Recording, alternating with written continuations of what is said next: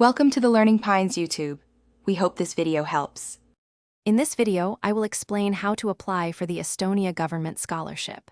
Your journey begins with identifying a suitable study program at an Estonian university. These scholarships typically support master's and doctoral degrees, providing significant financial relief, often covering tuition and offering a monthly stipend.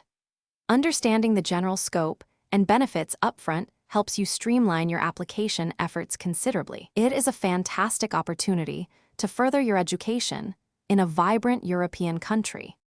Meeting the eligibility criteria is fundamental for a successful application.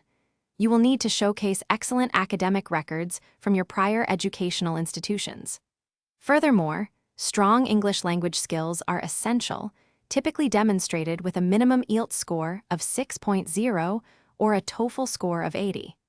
Always review the specific requirements for your chosen program, as some might ask for relevant professional experience or particular course backgrounds. Gathering your documents meticulously is a critical step. You will need certified copies of your university degrees and academic transcripts. Craft a powerful motivation letter that clearly articulates your academic aspirations and how this scholarship aligns with your future. Your curriculum vitae should be comprehensive, detailing your experiences. Additionally, 2 strong letters of recommendation, ideally from professors or employers, are typically required to support your application effectively.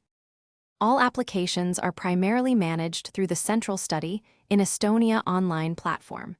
It is absolutely crucial to be aware of and adhere strictly to the application deadlines, which can vary between programs and universities. Start uploading all your necessary documents, ensuring they meet the specified format and size requirements well in advance. Always take a moment to carefully review your entire application package for any errors or missing information before clicking that final submit button. Thanks for watching. Consider subscribing if we helped you.